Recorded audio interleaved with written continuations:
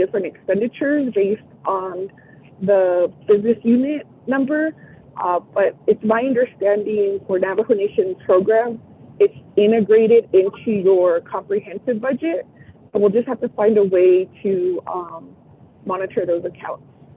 And that's what I'm working on right now with my colleague, Delegate Sherilyn Yazzie.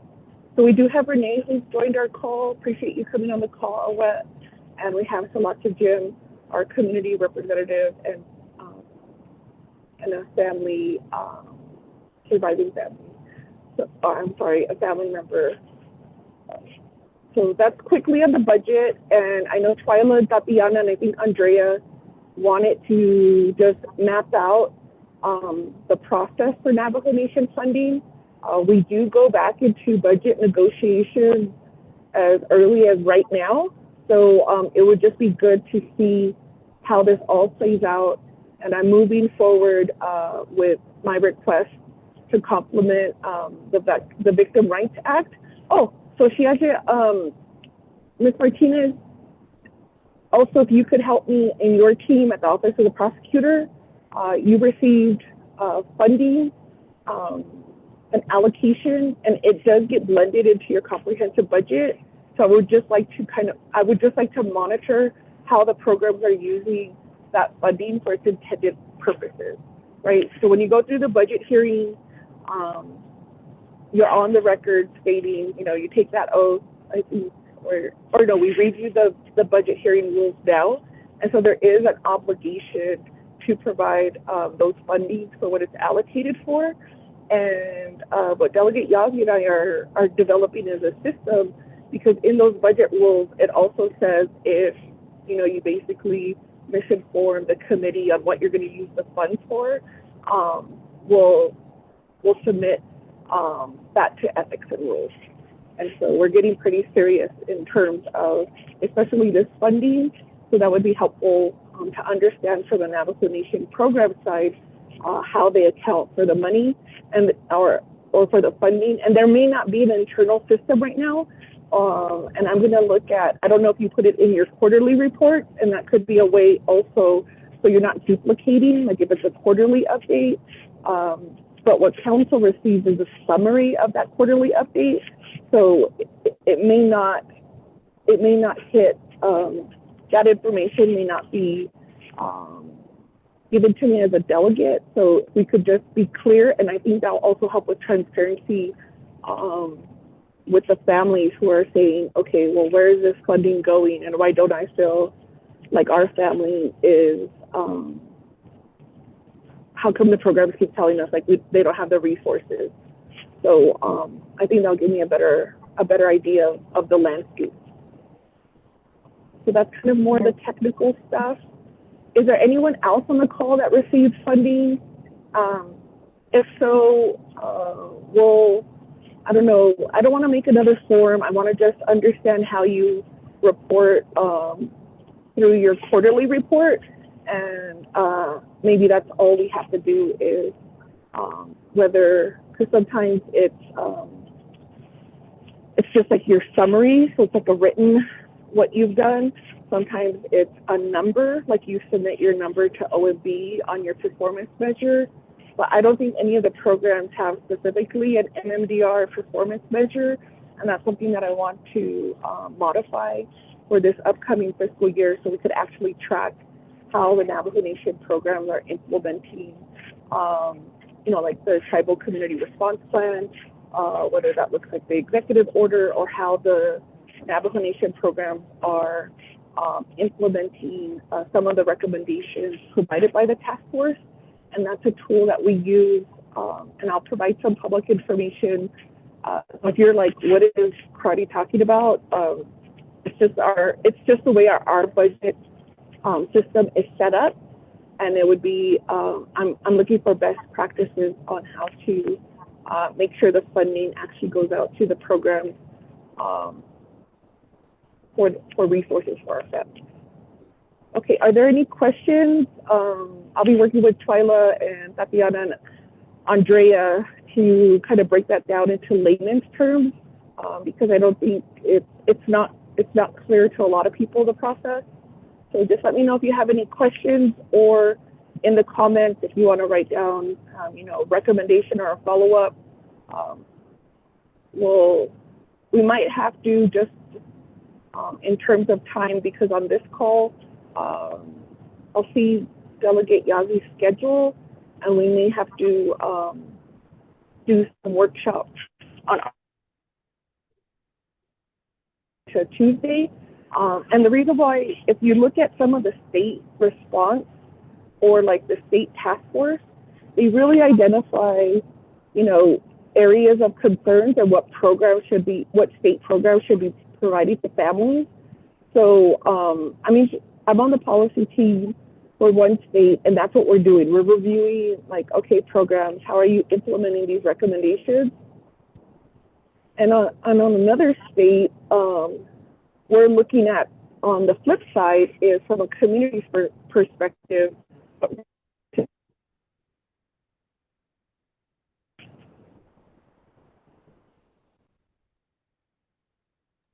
incorporate some of those best practices here on Navajo Nation. Hey, Shanella. Okay, I'm going to pause there. Go ahead. Can you just repeat the last about 15 seconds? You cut out there for a minute, and I think we didn't. Did you hear about? Okay, sorry. So did you hear the part about state task force on the policy side? Yep. Okay, and did you hear about the community side?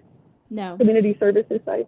No. Okay, so I'm another state. I'm on the community resource work group, and in the community resource work group is pretty, opening up my perspective from the advocates and community members on the funding that's available for their teams to have access to provide resources.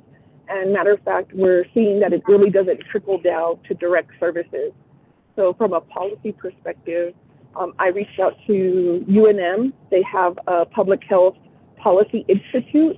And what my request, and we'll do some follow-ups, is if they could assist the task force to help us monitor how the Navajo Nation uses our resources, whether it's external, like federal state funding, or our own Navajo Nation generated revenue, which we call general funds, to assist families, to assist our missing and murdered and their relatives. So it's not just missing. Remember, Vanjie always reminds us, and sometimes sadly, that it's also the murdered. And so we need to see how Navajo Nation uses their resources and best practices. And we'll keep the task force updated. Alrighty, if there's no other questions, pause. I keep reading that it's like 7 seconds to pause for a good time to let people ask a question.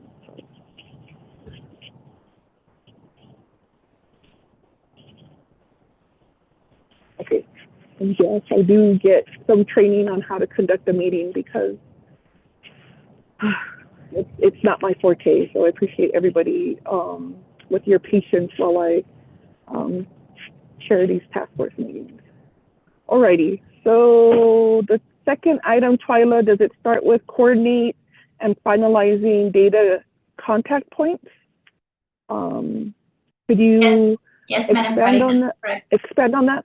Go ahead.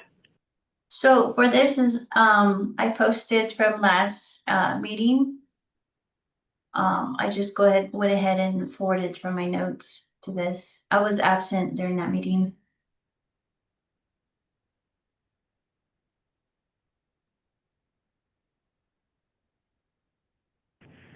Okay, Andrea just let us know that she's not able to get on the call, but we'll make sure we get her that information. And so, Ms. Margot, Shadeja, were you able to get the notes from the last meeting? Was that sent out? From me? Yes. Whoever was on the call. Yes. Okay. So were you able to review the notes? Yeah, I have the notes. Did you want me to go ahead and post them or? No, I just wanted to see if, just give us like the highlights of what, where are we at when it comes to the data contact points, right? Was that the? So let me ask Dr. Gonzalez. So Dr. Gonzalez, in our last call,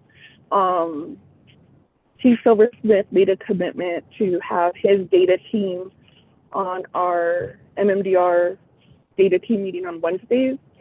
On that call, they did it. I don't think they ever jumped on the line. I was there for the first half of the meeting.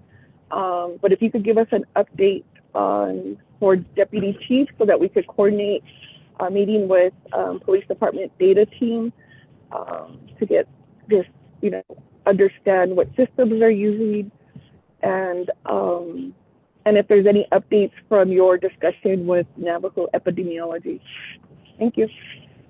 So Delegate Crotty, thank you for the opportunity. We have a meeting scheduled with the epidemiology IT organization and others today at 11 o'clock to walk through their understanding of providing services, building basically a data warehouse beyond the data acquisition reporting they currently do for healthcare related information to other business units, potentially including the MMDR database project, and also potentially how they might approach Navajo Nation public safety.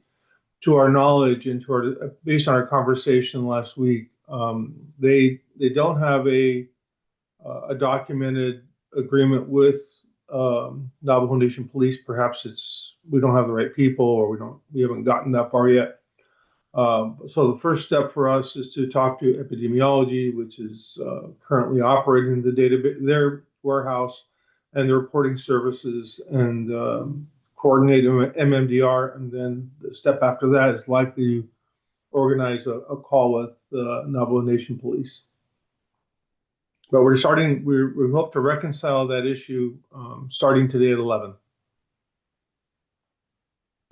Okay, perfect. I'm glad they were able to get on the call and have the follow-up meeting today at 11. I'm actually going to be at my Budget and Finance Committee, and so I will do my best, but I think I'll have to rely on the team here just to provide, just send out those high-level notes.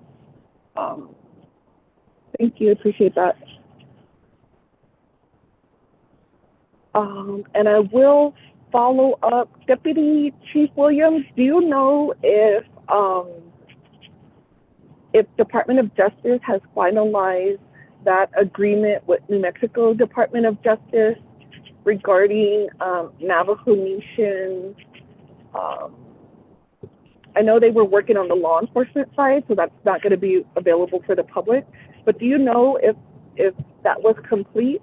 I know there was some issues on the Privacy Act, and so we did talk about that a little bit at Law and Order Committee on a different area. But could you let us know what the status of that agreement looks like, or is? Sorry. Good morning. Is Malcolm on the call? Malcolm Leslie, Director. He may have more information regarding that. I know they're going to have a meeting this week regarding the Privacy Act. They meeting Director Henderson and the body. Okay, so if you could just give us an update next Tuesday, just a high-level summary where we're at, or what are the next steps. That's helpful for us to understand when it comes to the data agreement, on what the language should look like, and we're just trying to fill in the gaps. So appreciate that update. Okay. In terms of the data team, yeah, thank you, Chef. In terms of the data, are there any questions or recommendations from our relatives who are on the call today?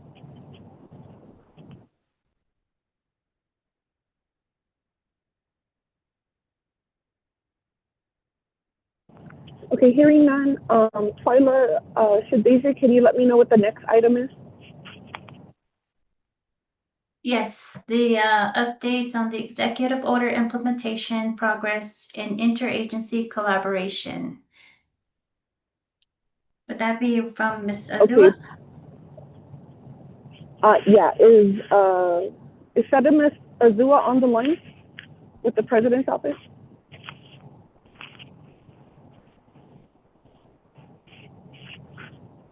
Can you check staff? Yes, I'm not I am able here. to. I have been working on what you have asked of me.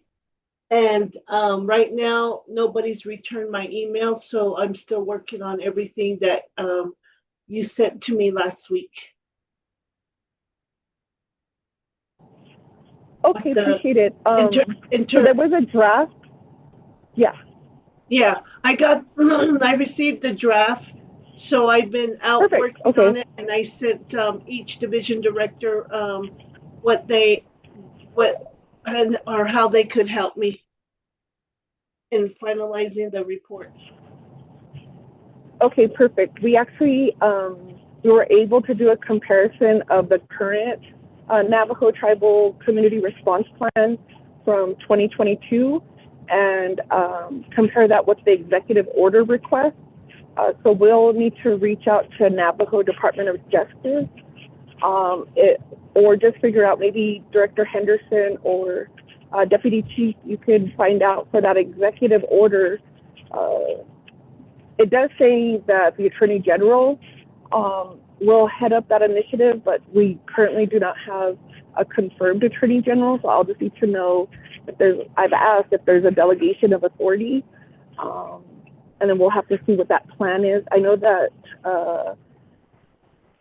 Mr. Bradley, when he attended our data meeting at the Office of the Prosecutor's Office, I believe he said he was going to get someone from Navajo Department of Justice to get to join the task force regularly. I haven't seen them on the call, so we'll Yolanda, maybe if that could be something you could assist is just directly is how is executive going to coordinate to implement the executive order from early May. That would be helpful for us just to get sketch out like a timeline on what that looks like. Thank you. Any other comments or recommendations from relatives who are on the line?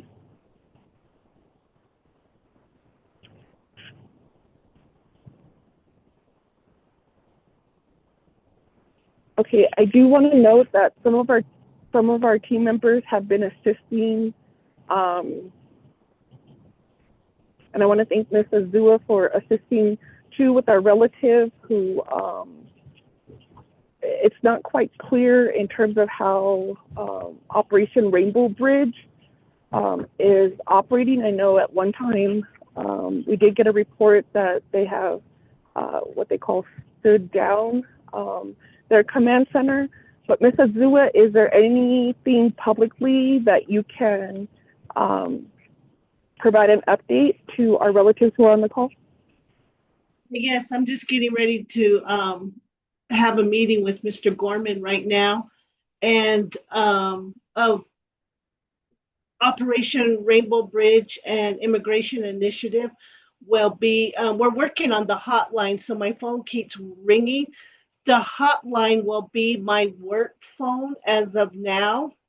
And then we will be training all the community reps who is on call for the week to be responding, and we will have how to respond to a loved one that's being detained. Like yesterday, President Nygren recently learned that an enrolled member of the Navajo Nation who is incarcerated at a federal correction facility may have his upcoming release postponed due to an immigration hold being incorrectly placed on his file by an agent for Immigration and Custom Enforcement. And so that's what we're working on right now, because he was supposed to be released December 19th. But I mean, January 19th, but they moved it up to January 6th. And when he went in to prison, he was documented as a Navajo with the CIB. So when Donald Trump took office and he had all ICE agents go throughout the United States to the prison, apparently he never stated that he was Navajo. So that's that one of the reasons why he's being detained. Because but we did get his CIB to his attorney. So right now, we are in communication with the detainee's individual attorney, the United States Department of Justice, the Department of Homeland Security, to help resolve the matter. And so Operation Rainbow Bridge hotline number was supposed to be active as of last night, and they put my work cell number, which I don't mind because I can help, and but that's also my work number, so I have to be careful how I answer it if it's an incoming call. So we're working on little glitches right now with the phone number. And that would be, I should have a final say of what the number will be, but right now it is my number, 505-422-7168. That would be the update for now.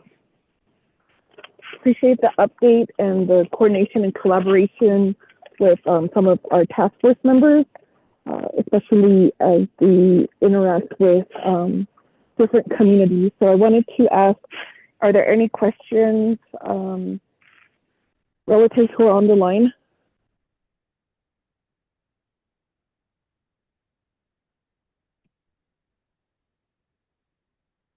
Okay, appreciate it. Thank you so much. So what we can now do is, because we have Melissa on the line from Coalition of Stop Violence Against Native Women.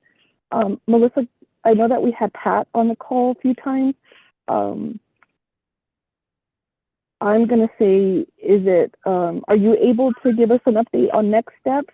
I think we were going to plan out training to help support during this time of the Epstein files being discussed and the possibility of a Native American file, especially since the Zorro Ranch is in close proximation to the Navajo Nation. Hi, good morning. This is Melissa with the Coalition. I apologize. Pat is not on the call today.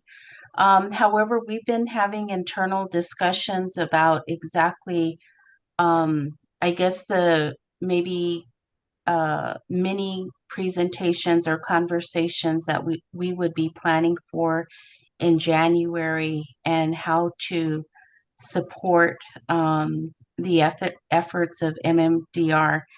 One of the questions we had yesterday, I know we're a nonprofit providing training and technical assistance, but our own internal financial support and getting our staff out and the man hours to help prepare for these this community event in January. I don't know if there's any other questions, but that's our internal discussions as of yesterday.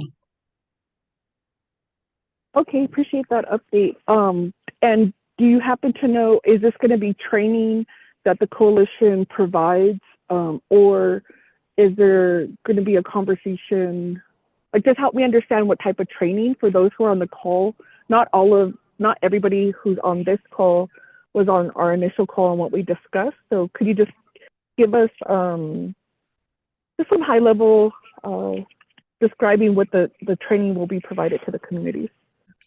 Well, we haven't gotten into the actual descriptions, but all of them are centered around the human trafficking. And I believe in our last conversation, and I apologize, I jumped off the call early last week, but also social media supports on addressing what it is that the coalition will be presenting. But that's all we have as of now. But the coalition goes on break in a couple of weeks and will be out until January 7th. I believe January 24th through December 24th through January 7th will be out. So I know Pat yesterday was working on developing a plan of topics. So I think I'll be better prepared to respond, or he may be available next week when you convene. Alrighty, appreciate that update. And we look forward to the partnership and collaboration. And I was thinking once we know that training, we could also see what resources are available for Navajo Nation, like to host the training.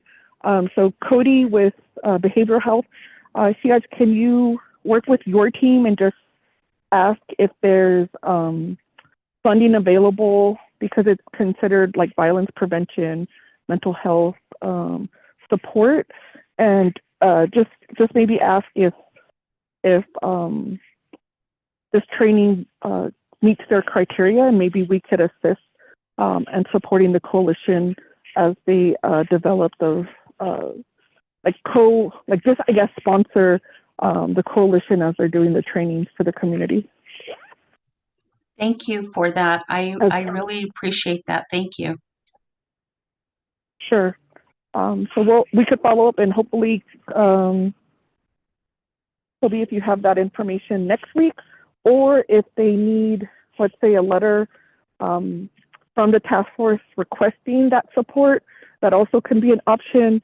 And you guys are with the Office of the Prosecutor. Let us know in your victim services program, if there's funding to support community training, as the Coalition of Stop Violence Against Native Women are subject matter experts. And so it should qualify with some of your training or training funds, if you have it, the possibility to get them here. And I think that goes for also police department. Just if you can all check as a courtesy your budget to see if there's a way to work with the coalition to get this training out there using your current networks and what is that called? Helping with your resources. Appreciate it. Are there any comments or recommendations from relatives who are on the call? Shada, I'd just like to give a quick update on that training for the coalition. Absolutely. You have the floor. So yesterday, the training team that's putting this all together, we did finalize a few things, and this is going to be at the Navajo Technical University campus in Crown Point. That's going to be for the first training session. The next training session is going to be held in February, and that's going to be at the NTU campus in Chinle. We did ask Twyla if NTU can assist us in a few places, one being the marketing team helping us finalize a flyer so we can get that information out there. The other one is that we're planning on having 2 spaces available for everyone. One is going to be the gymnasium, where we can have all of our nonprofits, organizations, support groups, and advocates can set up their booths in the gymnasium, so we can have the community, students, and everyone just kind of walk around and get information out there. And the other one's going to be the rec center, where the actual training is going to be held. So we'll have the tables set up. We'll have all these different kind of things going on. Yeah, and so far that's what we were able to finalize yesterday. We did talk about having break sessions throughout the agenda, just so that people can have a quick breather, recollect themselves, and put them back in that positive mindset, because this is going to be a heavy topic. But that's what the team discussed yesterday, and that's between Twyla, Andrea, Vanjie, Renee, and Chrissy as well. So we were discussing that yesterday, but that's as far as we got.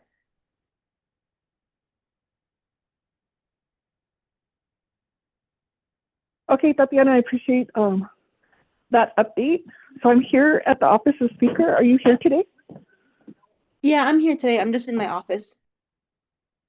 Okay, I'll walk down to your office. Okay, is there any, Twyla, do you have any other additional updates regarding the space and confirmation? Yes, so I did get confirmation from our hospitality center. We'll be having the training there. And then we did have backup just in case for more space at the gymnasium with George LaFrance. I'll go ahead and coordinate that with Tatiana by email with our external holders here at NTU. Another thing that I want to get a confirmation through is the registration form so that lunch can be provided with those who attend this training.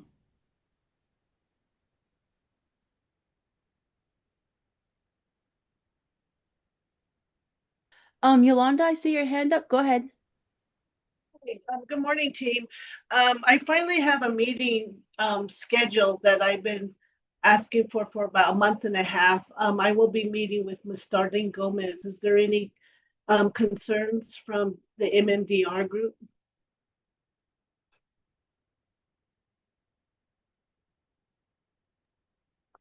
Okay, thank you. Appreciate that. I know Vanjie, you're currently going through the federal case regarding your son's murder. I'm not sure if you're in a space to give recommendations right now. So I will defer to. Can she repeat that? I'm sorry. Okay. Shadamis Azua, can you repeat Hi, that? Benji. Hi. I finally have a meeting. It just they just told me today that I have a meeting with Ms. Darlene Gomez, and and I was wondering if anybody had concerns or questions that I should ask her or bring up on behalf of anybody.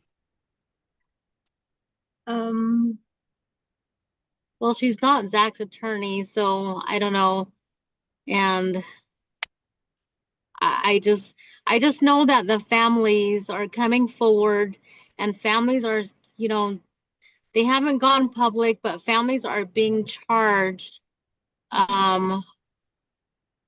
for their missing loved ones, or I don't know, they're being charged $10,000 or jewelry or pottery. And this is even just for getting information, like, whether it be public information, through her, fees of $500 for that. She's charging retainer fees now. So those are just some of my concerns that the families have brought forth to me. Okay. Yes. Thank you. Yes, thank you. And I'm going to have to jump off the call here in a few minutes, but I'll be listening. Or I'll be listening, but yes, I won't be able to answer anything. Thank you. Appreciate it. So, Yolanda, can you give us some insight on just the meeting with Ms. Gomez and the intent? I requested this meeting for a year just to meet her and get to know her and how she is advocating and what the Navajo Nation could do for her, because she was doing pro bono services. And this has been about a year or two, but to my understanding, families were having hot dog sales to pay the retainer fee. And, just like Banji said, she's starting to charge. So one of my biggest asks is, before it was pro bono, now she's being, she's asking for a little bit of, well, not a little bit of money, but some retainer fees, so that's, this has been like ongoing, and I've been trying to get her to sit down with her and see how the Navajo Nation could help her for her to continue doing services. So because it kind of like bothered me that families were selling hot dogs just to retain her. And I was trying to see if there's any other attorneys out there that could help her, or, you know, to do justice for the families that need the justice attorney. Thank you. Okay, appreciate it. Thank you for that update. Are there any? Go ahead. Shade? Go I'm ahead. sorry, Shade. This is Delegate Charles Newton. So what exactly is this? Like, who is this attorney? Is she bringing civil suits against families for wrongful death?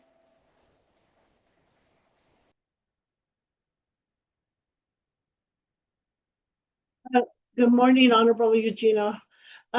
She was, prior to me coming aboard in 2024, she was doing pro bono work for the majority of MMIR families throughout the state of New Mexico. And basically, she's basically just trying to get everybody, their loved ones, to stay afloat with the criminal justice system.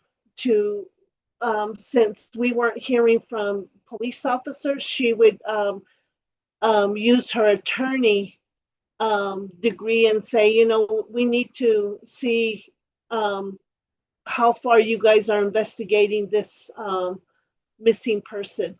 That's my understanding of what she was doing prior, before I came on board.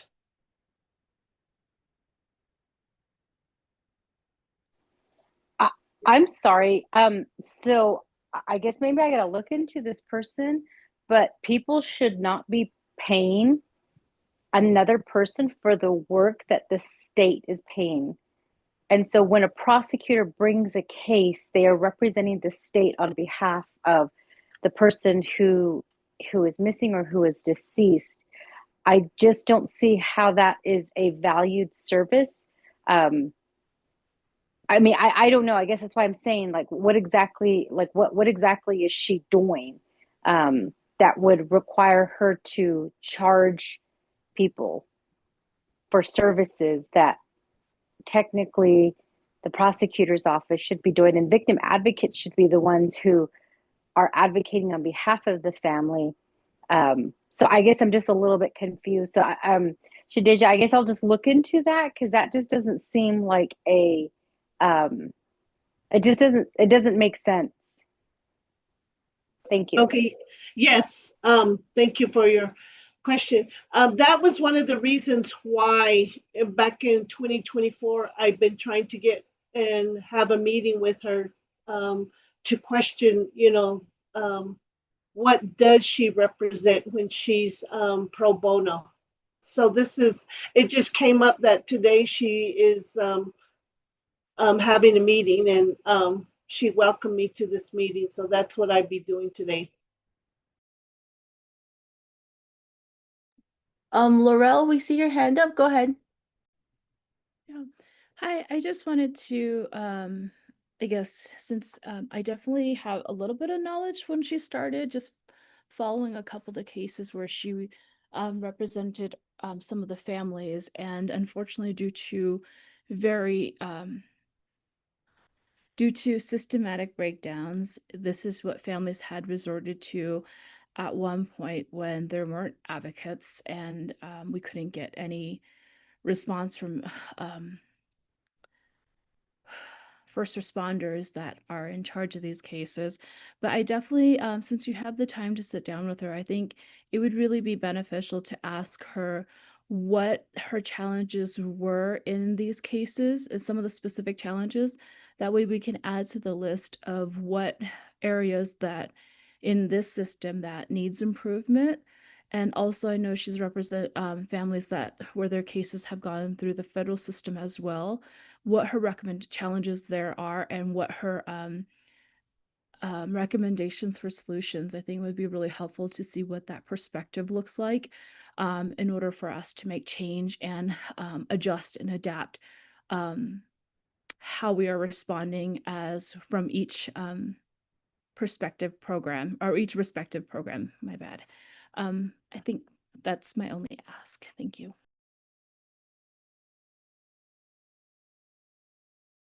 Okay. Okay, Yolanda, is that something you could add onto your discussion? Yes, I wrote him down. Appreciate it.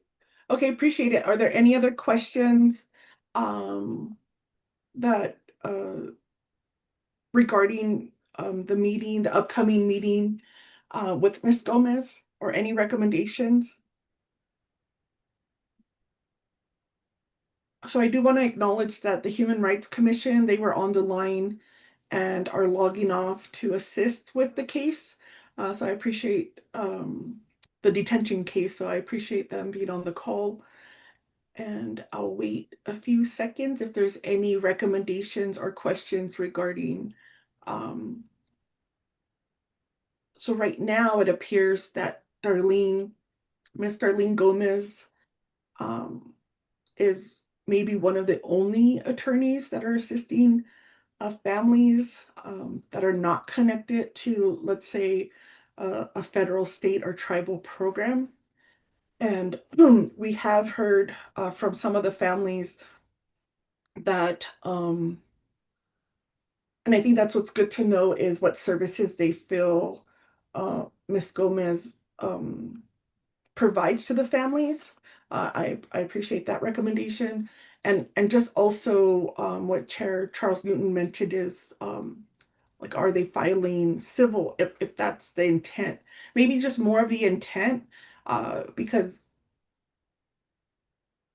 so that could, we would just have to understand if those are like cases that are not being prosecuted either with the U.S. Attorney's Office or at the state level or tribal level. So that would be helpful. And also understanding if she's taking if she's filed any of these cases in a civil matter, and if so, is that in tribal court, state court, or federal court? I think that would be helpful. Shanella, you have your hand up. Yeah, I was just I had sent over I at one point a few meetings back there was conversation from the task force where it was suggested that we do a subcommittee of the task force for families. And so as a result, I created that kind of some of the founding documents for that. And I think that I don't know where that stands with the task force, but I think whoever is taking the lead on that subcommittee meeting with families, I think this would be a really great conversation to have with them on, especially with some of the families that worked with Ms. Gomez on how she was able to help in ways that others weren't. And then also to get the other side too, where it sounds like there's some there's a negative aspect to it. It would be helpful for that group to meet with the families, probably like one-on-one at least, to figure out what those details are.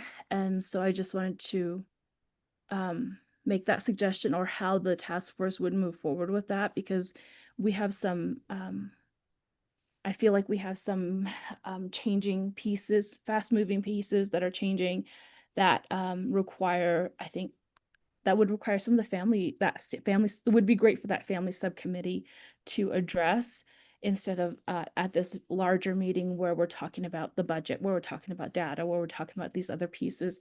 That way they are also heard. And then before I forget, because meeting's almost over, we do have that.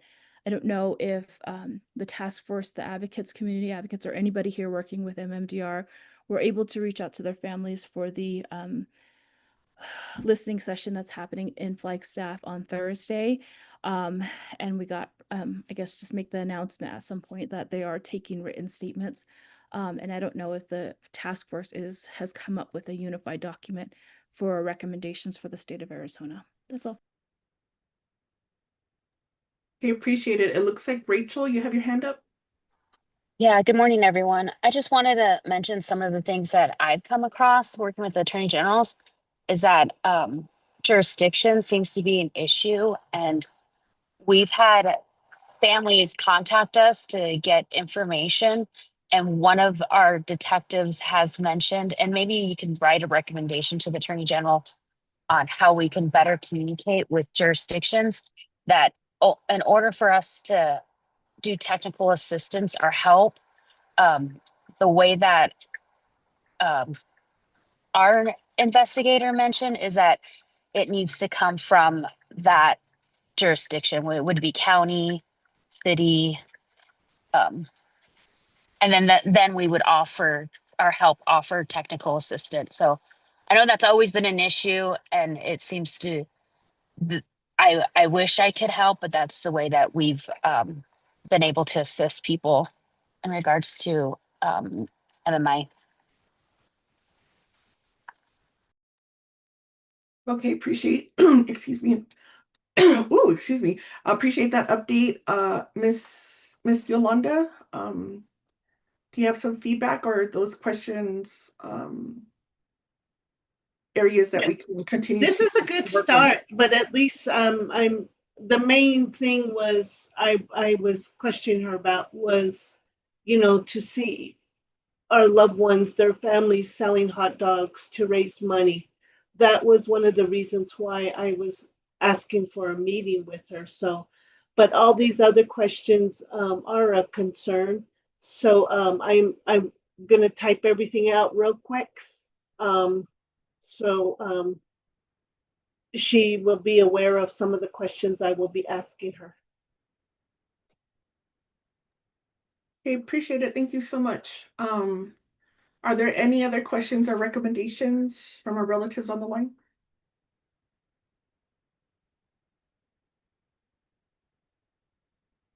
Okay, not hearing any. I wanted to just, I have here and I reminded myself, Valora, you're on the call, and at one of our updates, you had mentioned advocate training, specifically that this realm is different from, let's say, domestic violence or sexual assault advocacy. Is there, or do you provide, or who can provide that specific training to advocates so that they could expand how they provide services to our missing and murdered relatives? And I do see that Tanya Grass is on the line, and I'll go next to you, Tanya, in terms of the training provided to your advocates.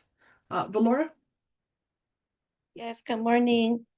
So yeah, what I had mentioned, I don't know how many of you know, but I do have a consulting firm, and this is where my own experiences, I was able to create a victim advocacy response training. However, because I'm at Governor's, I cannot do my work. So what I asked of my office is, I'm more than willing to share this curriculum in my current position. But I did send an email to you delegate for a formal request, and that would move things to get approved if they're going to allow me to use my curriculum from my own business. Okay. So that's what I would need to start. Just send me a formal request, and then I can move it forward. Okay, appreciate that. I'm not sure if Miss Spencer's on the line. I thought we sent out that formal request. We'll check our records. If that didn't go out, we'll definitely resend. And we appreciate that your willingness to help share that curriculum to enhance advocate training. Appreciate that. Ms. Spencer, are you on the line? Shiaja? Good morning, Madam Chair. I'm here. Oh, yeah. Do you have do you recall if a formal request went out regarding victim advocate training, specifically when it comes to our missing and murdered relatives? No, but I can look back on the notes. Okay, if you can't recall, then let's work on creating that official request and send it over to Valora. Okay. Appreciate it. Thank you so much. Okay. And we'll keep the task force and our relatives here on the line updated, and we'll continue to have those dialogues during our calls. So I'm going to do a quick time check. It's 9:30. And so I'm sorry, I was going to go to Tanya Grass. Tanya, do you provide, I'm trying to remember when we debriefed on the Red Rock search and rescue. Could you remind me if your team, I know you mentioned your advocates are trained in emergency management response when, as it relates to like search and rescue. Uh, do your advocates or do you have a specific curriculum that you use to help advocates when providing services to our missing and murdered and their relatives' family?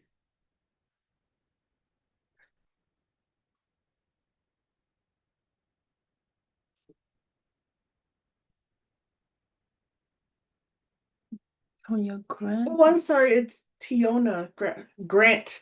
I'm sorry, that when I looked at it from where I'm sitting, I thought it said Tanya Grass. I apologize. Tiona, do you have, are you able to get off a mute? Okay. All right. So we'll just follow up if UNHS has any how they've incorporated how they have incorporated training. And so this is an area that Salatsa, Zanaba, and Vanji are working on. Salatsa, do you have any insight on support for advocates as you create, that network? And as we're discussing what is additional training, we've been focusing on Ash and Mike, Amber Alert, and Indian Country training.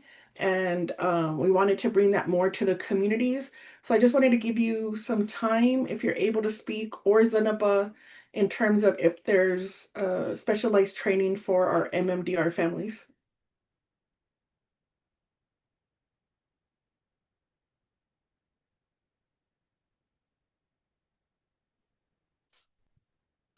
Okay, Zanaba, are you able to get off of mute?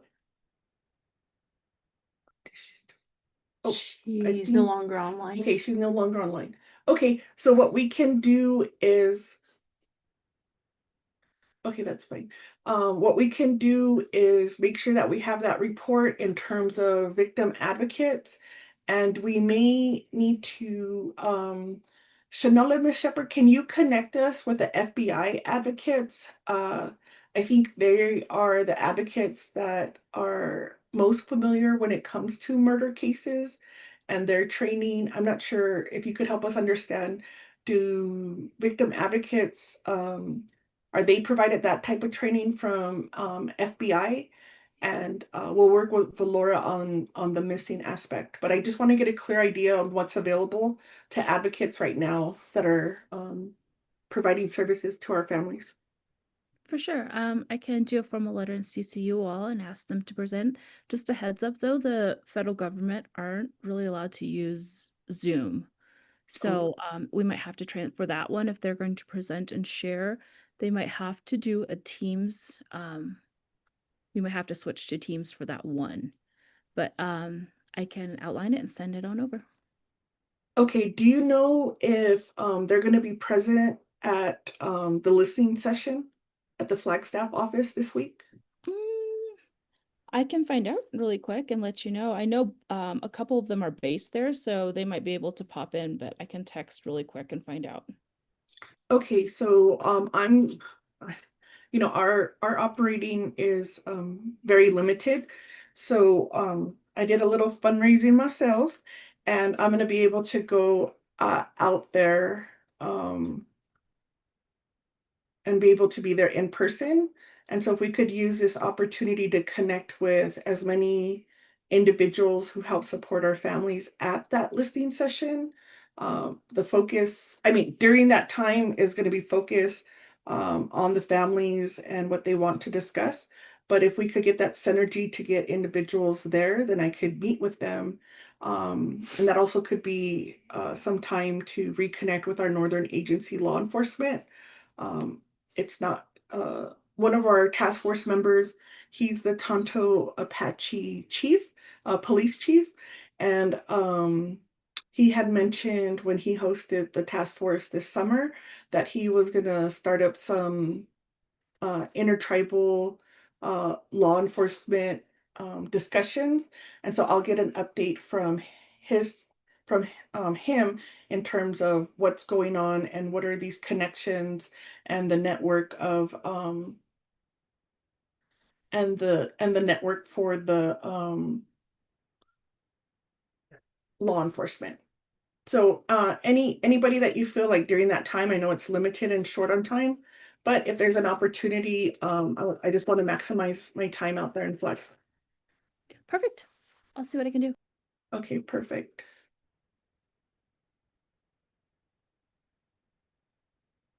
Okay, so Tatiana, are there any outstanding action items that need to take place that you're waiting from? Has anybody responded to their action items? Or are we all ready to go for the tribal community response plan?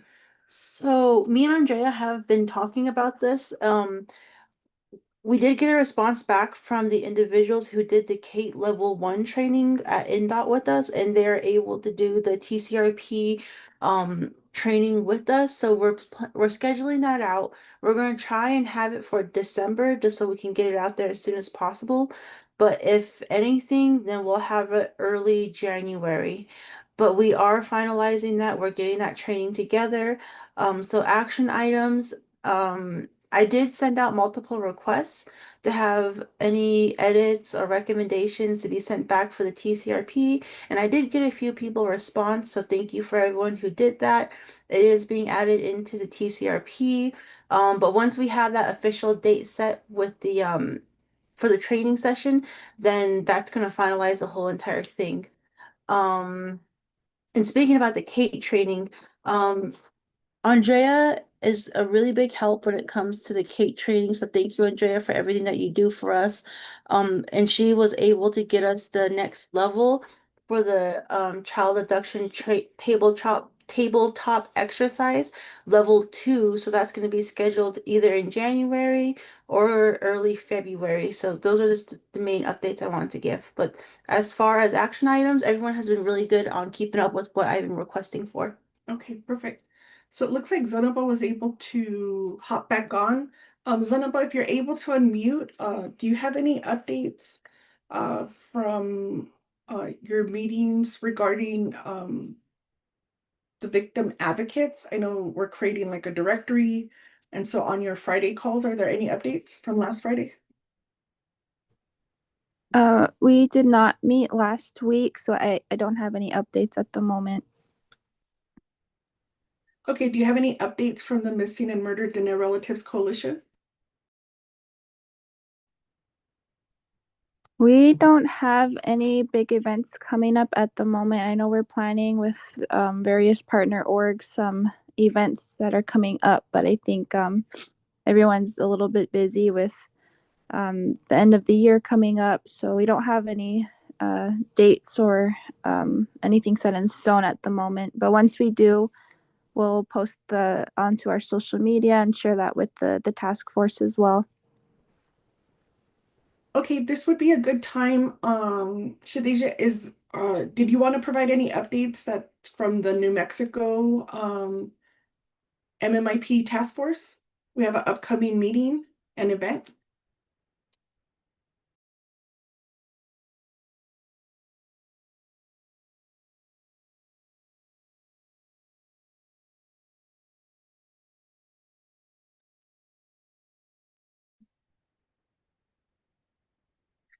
Okay, Zanaba, do you have that information? This is for the New Mexico DOJ MMIP task force. Yes. I don't have any information unless you'd like me just to share what's been posted with the flyers. Posted. Yes, with the flyers. We want to just make sure everyone is aware. And Twyla, if you have the flyer, if you can share it on your screen. Okay, I can read what's on my end, just for everyone, for the 2 upcoming dates that are posted. The first will be December 12th from 12 to 4.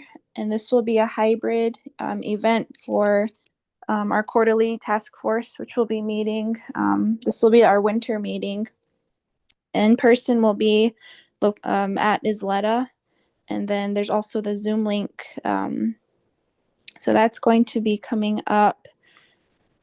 And then they also, with these quarterly meetings with the state task force, they do a family day or family event component.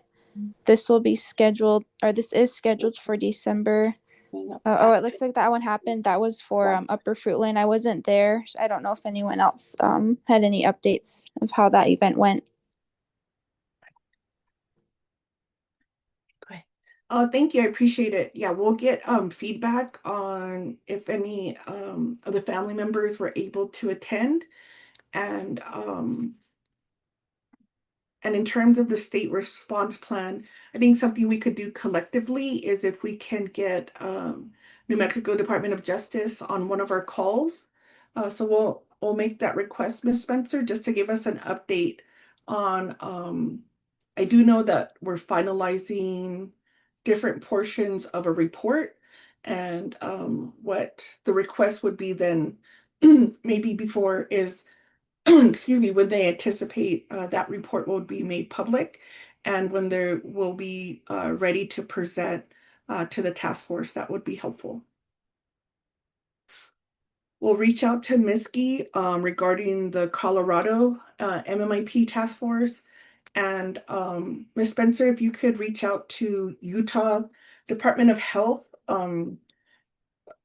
I cannot recall his name right now, but he was part of the Utah Missing and Murdered Task Force that has since dissolved, or reach out to our Utah Navajo Commission office and ask them if they could help us track the issues there in Utah when it comes to our missing and murdered Diné relatives.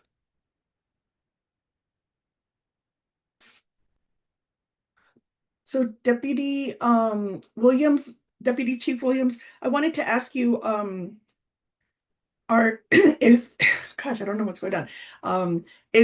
Does New Mexico, do they still, I think on a monthly basis, have coordinated tribal law enforcement meetings or any kind of coordinated effort between New Mexico police, state police, and tribal law enforcement? Not with Navajo Nation, no. I don't know the one that's scheduled. That I'm sure they have meetings, but it will be a scheduled meeting, not a monthly meeting. Okay, we could follow up to see if there's any opportunity for tribal law enforcement to coordinate and have dialogue with New Mexico State police. An area that we still are requesting is for Navajo Nation, who's the point of contact when it comes to the Amber Alerts. So there was an Amber Alert issue this week from the state side. And if you could give us from your team who's a point of contact when it comes to the Amber Alert. The public, is my understanding, is they call dispatch. But what I was asked from a state law enforcement agency, I don't think they're not local, but when we did we did kind of like a tabletop discussion at our last New Mexico Missing Murder Task Force meeting with law enforcement, and it was a case, it was just a tabletop, but it was a case out of Rama. So the hypothetical is a missing child or missing person from Rama, Navajo Nation, and then what are the next steps when it comes to law enforcement. And so there was I could provide the New Mexico State, I believe he may be the tribal liaison, information, and they asked me how does Navajo Nation work with all the different state entities, because and I didn't have that information because it was actually that I believe the child or the individual was taken from Rainbow Navajo Nation, and eventually there was like a report of a spotting in like Las Cruces. So that was, all of those communities on the very south side of the state. And so if you could figure out if there's just kind of this collective network, that would be helpful in terms of if there's a missing child and we would have to work with different counties, different cities. What does that kind of look like when there's a missing child? And through the state of New Mexico, and that's something that I could make a request from New Mexico State Police to reach out, and I'll ask them to reach out directly to yourself and Chief Silversmith, just so that we have that information current. And that goes back to the Tribal Community Response Plan in terms of activating a response when there's a missing child or a missing relative. Okay, that'd be good. Also, if I could request the meeting notes from last week and then for today as well. Sure. Myself and Chief are in these meetings and we're missing some of the information sometimes. Okay. Especially if, like, for this morning, you're speaking about the budget that was allocated, and I didn't know the information on that. Okay, yeah, this is the first time I discussed that with the task force because that was a request, and we definitely have the notes. We have an AI, is it Zoom It's Firefly. or Firefly? Somebody on this team records it, and so we'll send it out to those who are on the call. Appreciate Thank that you. request. Hopefully it's very helpful, and if you have any recommendations, that's what we're looking for right now. Appreciate it. Thank you. Madam Cotty, hi Leonard Williams. This is Twyla Largo with the NTU. I was the one who was bugging you all this time. So I'll send those meeting notes over to you and the team, your team. Appreciate it. Thank you.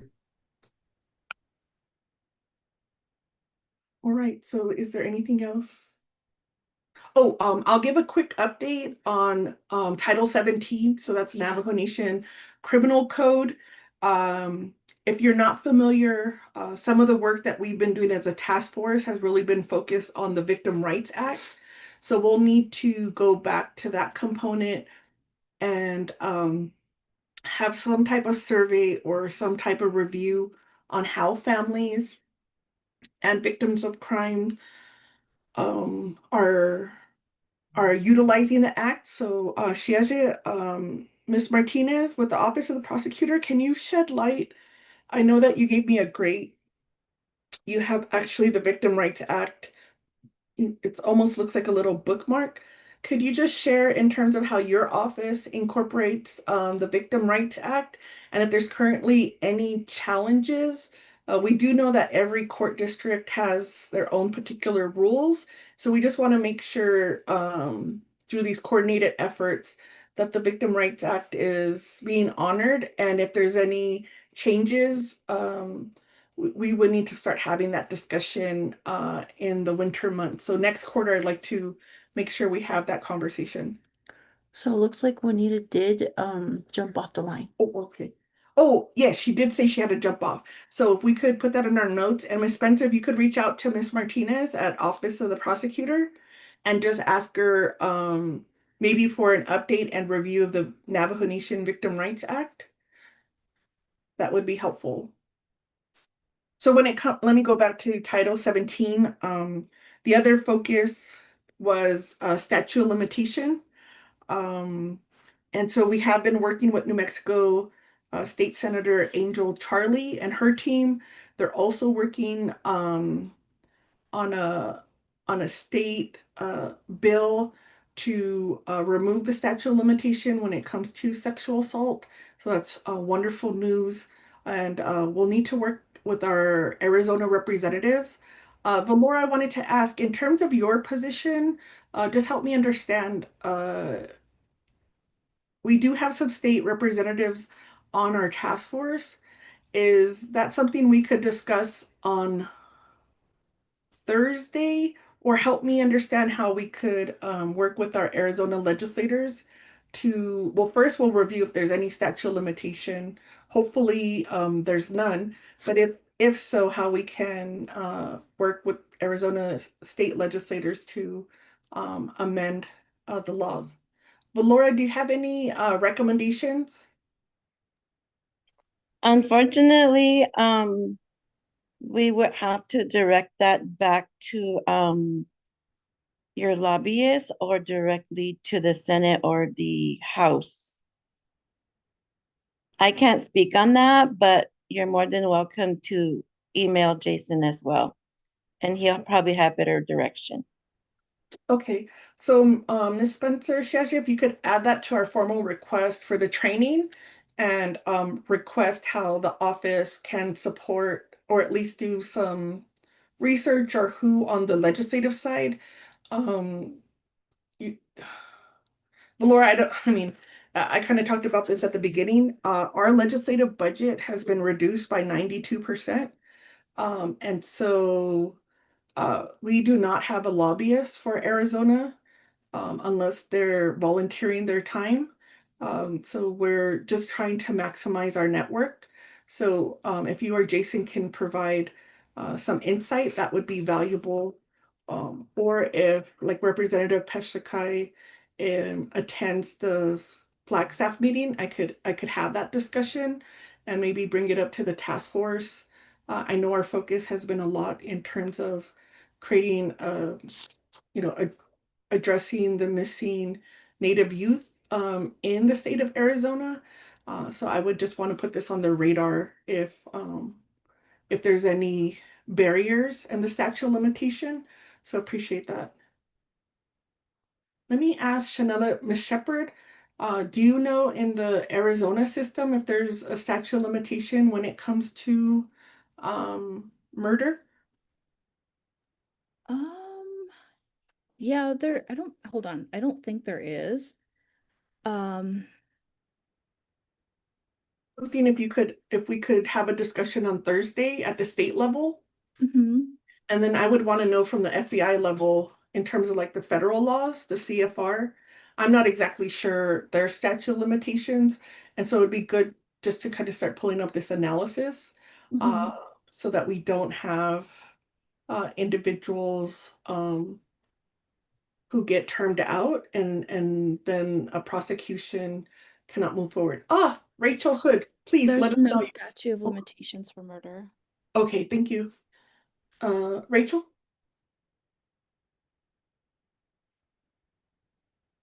Oops, I thought she had her hand up. Okay, thank you for that clarification. There's no statute of limitation for murder. All right, appreciate it. I'm sorry. I don't know how to use my Zoom phone. But what we could also do is, if you want, I can try to set up a meeting with one of our prosecutors so you guys have a better understanding on the state side. Yeah, and if you could actually, just because our resources, so this task force is part of Nabikiakit. It's a standing committee, and usually then we get like support, and I'm able to have more flexibility. So right now we're not. So if they could just provide a high level summary of maybe some areas they feel the task force would be interested in knowing, that would be perfect. And we could just put that into our information. And if you could help, if this prosecutor maybe could, we'll definitely have a meeting, but I just don't know when. If they could, and maybe this is something the Law and Order Committee can assist. We'll be meeting with them next on the 17th. So let's write that down. And they can follow up with the state prosecutor and just see what are some of the challenges. I mean, we know, okay, go ahead. I'm sorry. What we've done in the past is we've had a meeting with all jurisdiction. We did it in Gila River. So we had FBI, CIA, county, state, and if a crime was going to be committed on tribal reservations, who would take it over and how would they proceed with prosecution? So that in the future, I think that would be really great to put all the players in one room, including law enforcement. So they've figured out a strategic plan on, okay, if there's a native, and a non-native? Are there two natives? Like who jurisdiction and how they're going to work together? So like I said, we can provide technical assistance on that part. It depends on whose jurisdiction that happened in. But it was a really good conversation. I only showed up to one of the meetings. Then after that, they had meetings then after on regards to filing criminal charges against individuals. Okay, yeah, so what, Rachel, do you happen, I'm not sure if you have the MMDR task force report when we met with Northern Arizona law enforcement at Twin Arrows last year?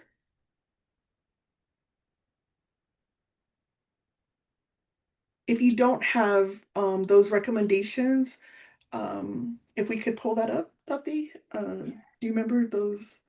Were you part of the team? I Okay. think we're still waiting for Janet to send those. Yeah, we'll remind Janet because we did the debriefing with Zanaba and myself. I know it was a hybrid meeting, so what we can do is just see where those recommendations were at. We did provided a report to, I believe at that time, Lieutenant Williams, who's now at Crown Point, was assigned, I think, to the special units, which include MMDR, and he was going to review the document to give some feedback. And I don't, Ms. Spencer, did we ever get feedback from police department?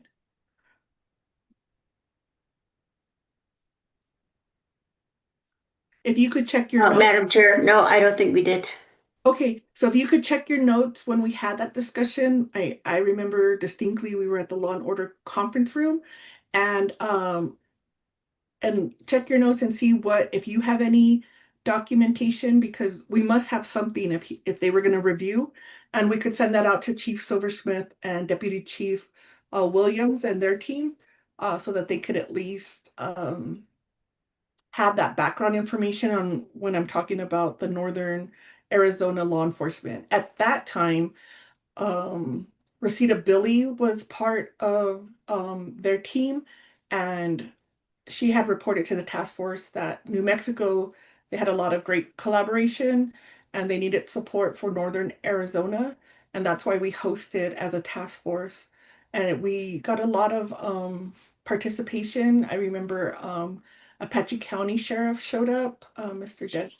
Deadman. We had Navajo County, we had Coconino County, I think the city of Holbrook, maybe Winslow, but we had a nice gathering of Northern Arizona law enforcement. And and I believe we had some Arizona MMIP task force representatives. So April Ignacio did show up. And so it was a great gathering, and I think advocates showed up. And we also did kind of this, we were given scenarios, and a lot of it was just, how is Navajo Nation set up when there's these different jurisdictions. So that would be helpful, Rachel, if you could help on your side, just kind of coordinate, and I know that you're going to Flagstaff, so we could chat about this. If the chief from Tonto Apache also attends, that would be great. Is that the one where you presented the blanket to the retiring? No. Okay. Okay.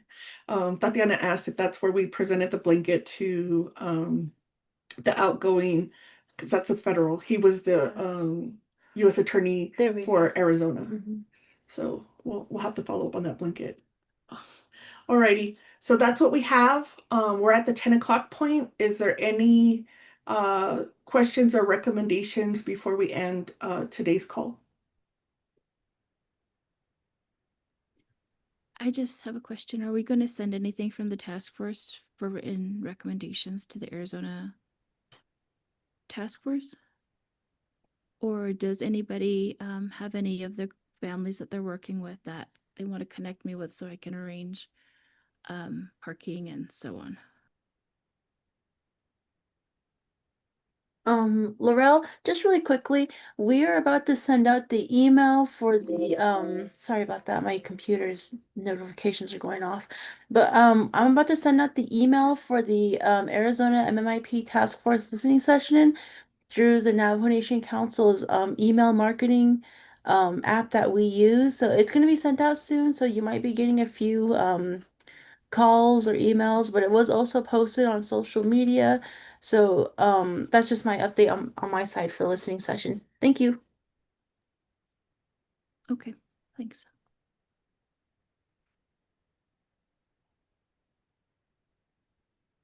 Okay, so if there's any families on the Arizona side, please contact Victim Witness of Northern Arizona. Miss Shepherd here can help assist the families in either how the families want, we always have to meet them where they're at. So if they want to attend in person, if they want us to take some testimony, and we'll definitely try to work on, or we could provide the report that council approved in October. So we'll submit that for the record. Shanala. Okay, ahead, I just Jennifer. have one real quick question. Are Mhm. we confirmed on the meeting for the 17th? I know you're talking about Title 17 and our recommendations, but are we still meeting with Law and Order Committee on that day? And I Ms. think Shepherd? that's when we should bring up our recommendations and not later, especially for victim rights, because that's in there. Ms. Shepherd, is that confirmed for the 17th? I don't know. That's what I'm asking. Oh, I'm sorry, Um, Miss Spencer. I'm sorry, Shanala. Miss Spencer. yes, it is. You will be on the agenda to do a report, excuse me, to the Law and Order Committee on the 17th. I thought it was a work session. Where is it going to be at? Well, And can we send a calendar invite on details, please? yeah, I'm working on the agenda, but yesterday, Madam Chair sent me um a request. So what I have on my calendar was a special meeting, Yes. and then Madam Chair put down as a joint meeting. So I'm working on that right now. So as soon as I'm done with the agenda, I'll send it out in the calendar. Thank Okay. you. Thanks, Lorraine. I guess for the rest of the task force members, those recommendations should be prepared and ready for the 17th then.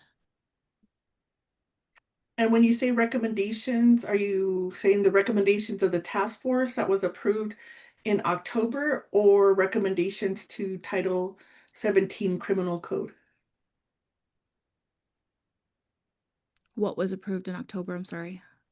Our report, our Oh, task force has to provide a semi-annual report to the to Navajo council? Nation leadership.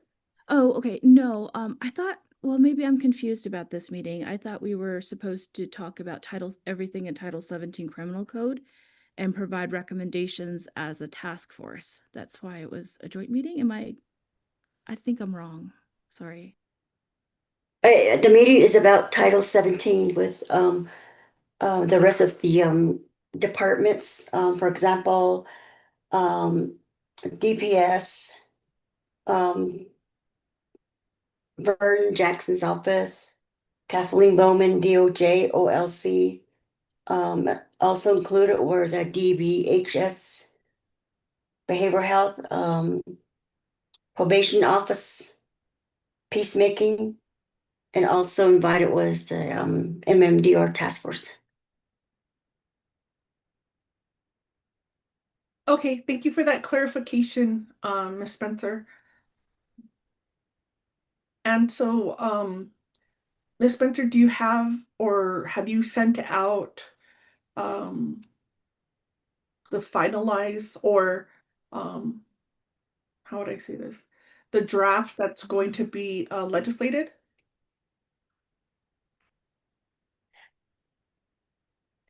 I can't hear you, Madam Chair. Okay, you had sent an email saying if we have sent out the document for Title 17 amendments. So has the task force, or those who are on the email, did they receive a copy of the amendments? You're going in and out. That's weird. Hold on. Madam Chair, So I did, Mr. Jackson from the prosecutor's office sent me a document on Title 17. And he told us that was still in the draft form and believe it's still at Legislative Council's office being reviewed. So he just gave us a copy that was like 305 pages. So those I'm still checking to see if we should make these copies available for the meeting on the 17th. So Legislative Council's office. Thank you. Okay, thank you for sending that out. I'm sorry if I think because we're going to get into our budget and finance committee meeting. So that was sent out. So what we'll do is our next Tuesday, December 16th meeting, if you can all review that document, you could search and find specific areas that you're interested in. And then we can spend our time on the 16th to just to collectively bring together what are our questions and recommendations on the Title 17 for the 16th. So we'll try to prepare for that discussion. Thank you, Shanella, for that guidance.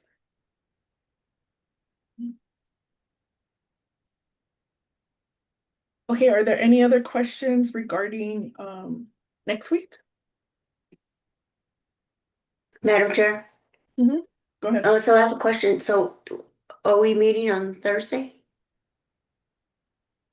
Yes, we're scheduled to meet. I'm sorry, is it? Oh, this Thursday, right? Yeah. It's a listening session too. Yeah. Well, we're having the Arizona listening session. If it's okay with those who are on the call, if we could move that to December 18th, is that a good, how about for a legislative schedule? Because I would want the opportunity for those to participate in the Arizona listening session. What time does that start at? The listening session starts at 9 and it ends at 4. Okay, yeah, because that would conflict. And the 18th is going to be the DAP winter session, but that starts at 11. So we can do the morning time. Okay. So Madam Chair? Yes. So the 18th, Law and Order has a leadership meeting with various departments that has indirect costs. Okay, what time does that start? Yeah, it starts at 9 a.m. Okay, so there's a conflict there. Maybe we can use the 6. Well, no, if we're doing that for the Title 17, unless we're okay with moving our Thursday meeting to Wednesday just for that week. Well, what we could do is actually then our task force meeting can be on the 16th. Our challenge, Ms. Spencer, if you could get clarification if we need in-person quorum. From our last meeting, was staff able to reach out to task force members? Because we just need to confirm if we're going to have a quorum, or else we can just continue on our Tuesday calls. Because next week will be the other 2 weeks will possibly be in the holiday break. Because it is January 1st for that Thursday meeting. Yeah, but we're talking about. Oh, that's New Year's. Never mind. Madam Chair, so Law and Order next week they'll be having a meeting on the 15th, a leadership meeting with RDC, and then 17, which is the meeting on Title 17, and then on the 18th Thursday is the leadership meeting on IDC. Okay, what we can do is so we will not be meeting on the 12th. So you do not, I don't know if you need to send out a notice, but if the staff can reach out to the task force members and see if they could be in person on one of our Tuesday times. And then we could if what we need to do is just find out if we're able to have quorum either the 16th, the 23rd, or the 30th. And I'll follow up on the override to the virtual meeting option.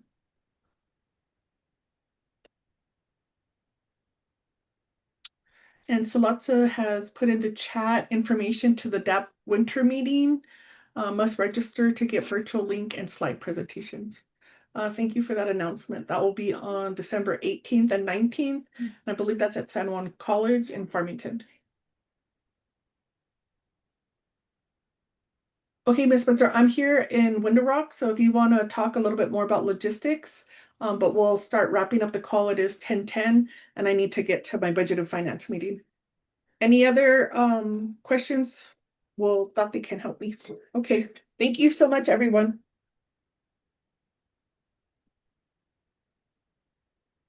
Okay, so time check. It is You going 10. in? Does anyone else have any last comments, recommendations, suggestions before we end the call? Or any announcements anyone wants to share? Okay, not hearing anything.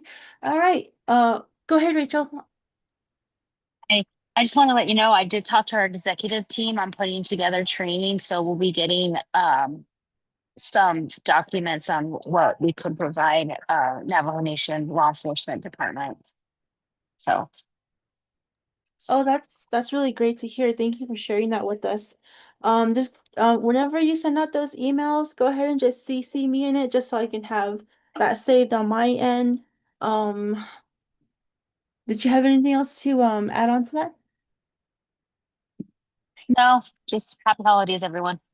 Okay, great. Thank you everyone for joining today's meeting. It was really productive, and we'll see you guys all in our next meeting.